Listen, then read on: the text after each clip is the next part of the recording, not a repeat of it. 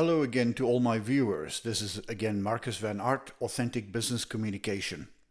So today we are taking a bit of a detour in order to get to actual interview questions and how to answer interview questions.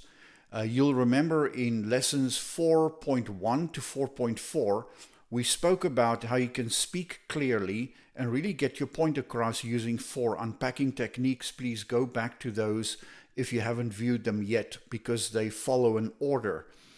Now today, what I would like to chat with you about is job interview mindset.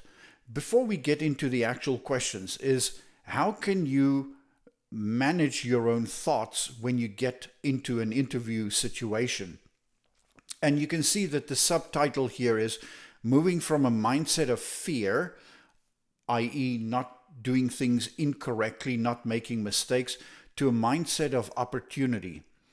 And I think that is really, really important, because I see diverse offerings on YouTube, and some of them I really strongly disagree with. Given my experience over the last decade, I notice that people very often think in terms of, what should I not do? What mistakes should I avoid? And very often the topic comes up about trick questions. They're going to ask you a bunch of trick questions to make sure that they can eliminate you in the job interview. Now, I've got some strong thoughts about that. Number one, companies want to find the right fit in candidates quickly. They want to do it accurately. Now, you don't have to ask trick questions to eliminate the wrong candidates. You can just ask people good questions, productive questions, and those who answer those best will then succeed into the next round. So the notion of trick questions, that your potential employer is sort of scheming behind your back and they're going to ask you questions that are virtually impossible to answer, that just doesn't ring true for me. Secondly, what this does, when you think in terms of trick questions, you are utilizing a fear mindset.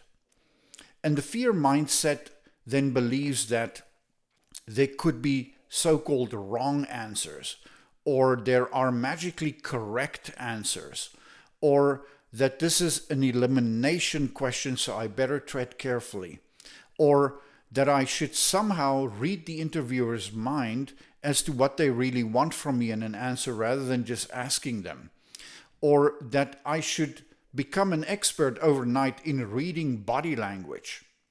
So, speaking about reading an interviewer's mind and reading an interviewer's body language, folks, many interviewers are trained and instructed to give you a deadpan poker face when they interview you, so that it's equally fair across the range of people that they interview. They're not going to give you an indication necessarily that you did well in your answer. Some will, some won't, but it's not guaranteed. So we're back to the issue of, these are a bunch of things that you've got no control over, right? So the situation is not yours to command 100%.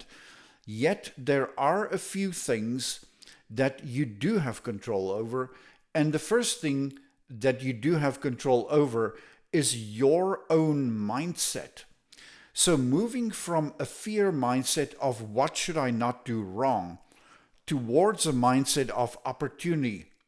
For instance, what does this question allow me to highlight, rather than what's the correct or the wrong answer, right? A second one might be, what are the organizational needs? Because I've done some research. I know what the job posting says. I know what organizations in this sector require. And so how can I position myself against those clear organizational needs? Thirdly, you and I are going to be chatting a lot about what is the question behind the question. For instance, if they ask you about weaknesses, people very often can't figure out exactly why would you want me to talk about things that I'm ashamed of. Well, that is not the question behind the question. And I'll discuss that and explain that to you as we go along in the series. And then also another opportunity or opportunistic mindset is, how may I engage the interviewer regardless of when they give me feedback or whether they give me feedback in their behavior, in their demeanor, and so on. So what we are doing here is essentially this. I explained to you early in the series that the voice inside your head when you're under pressure gets really noisy. And that internal noise is because you're facing pressure, because you become hyper alert to watch out for everything that can go wrong, but you can't quite figure out exactly what you should focus on, right? So that creates more chaos. And then your body, your physiology sort of gets into the game as well, and you feel your palms sweating, you feel your stomach tightening, your voice tightening, you feel your heart rate going up, some people blush, and so forth. But to undo that, I want to help you by giving you the necessary insight into what organizations want. So that with that insight, you can structure your logic and language. And with that insight, your demeanor and your behavior can benefit, right? So what is it then that organizations want? And I'm going to give you a 3-level analysis based on my experience over the past years with clients, with HR professionals, with recruiters. I'm not talking dozens of interactions here, folks. I'm talking hundreds, literally, of interactions that I've had with people either interviewing others or people interviewing for a job, right? So the 3-level analysis is on personal level, on process level, and on organization. It is knowable what organizations want on those 3 levels based on the feedback that I've collected. Now let's take them one by one.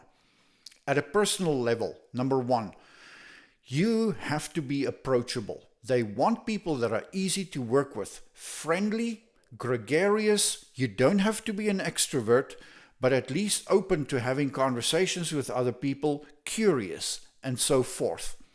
Energetic. It would be in your interest to project the idea or the notion that you're a constant learner, that you're naturally inclined towards that, because we know that people who constantly develop themselves are also very easy to motivate and to manage. We want to hire people who are coachable and open to feedback and not defensive. In fact, to the contrary, that you solicit feedback even when it's not a formal performance assessment, and that you learn from the feedback of others. We want people on a personal level to be a giver. An old manager of mine used to say, Marcus, you get only 2 kinds of people in this world, givers and takers. And we want you to be a giver. So somebody who is generous with their knowledge, if they have an abundance of knowledge or experience in a certain field, be generous and share it with others around you. And we want you to be a clear communicator, and that we've spoken about quite a bit. So that's on personal level. You can see numerous opportunities to project certain traits that are valued very highly by organizations. Now, on a process level, I want to start by saying this. Canadian organizations are typically relatively risk averse. And being risk averse implies that they value planning, people who plan. So project yourself as a good planner, somebody who defaults to planning before they act. Somebody who is aware of proven work methods that they've used over time in their career that helps them produce reliable results over and over and over again. Somebody who collaborates with others towards efficiency. So that's a teamwork theme, right? Somebody who has good knowledge of best practices in the industry, right? So that means that you need to go and do a little bit of research about what tools are typically used, what processes and approaches are typically favored. And someone who has big picture insight, right? Understanding where my role fits into the larger picture, why my role exists, and what the core value is that I can bring from the perspective of my role.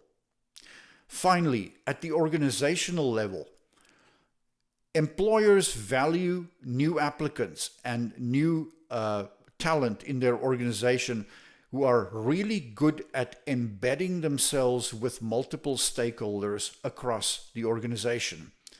Because as a manager in an equality-based culture, I'm not going to hold your hand to make friends, right? Somebody who's capable of managing stakeholder relationships well, up and down the food chain in the organization. Somebody who has a passion for the organization to the extent that they can be an organizational ambassador. So that is an incredible secondary asset to have in a smart new recruit. Somebody who's willing to be proud of and demonstrate their pride of being part of this organization. Somebody who has good brand awareness of how the organization wants to promote itself and brand itself. Someone who's capable of thinking about their own performance from the mindset of a leader, even if they're not an appointed leader in this role. They want somebody who's clearly aware of sector trends and where the trends are going in that sector over the next few years and what we need to get ourselves ready for. And then finally, they want somebody who plans to stay with the organization over time. I'm not saying that you need to guarantee an employer that I will be with you for the next 10 years.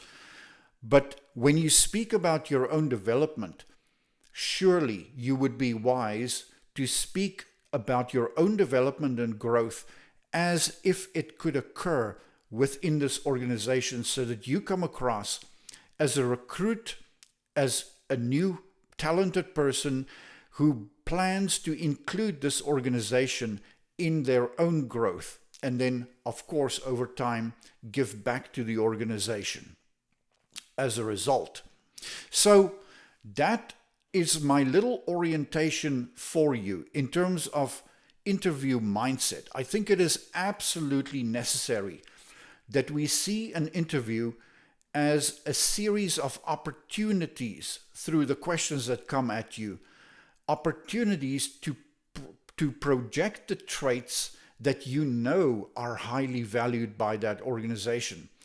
If you interview with that mindset, folks, you will interview differently from probably 80% of the competition, because the competition tends to go with a fear mindset of avoidance of mistakes and magically correct answers which don't exist. I call my channel Authentic Business Communication. And the reason why that is I want to be yourself when you communicate. Speak your truth. I will help you package it in such a way that it rings the bell on the side of the listener. I thank you for being with me. If you enjoyed this, found it useful, please like, please subscribe.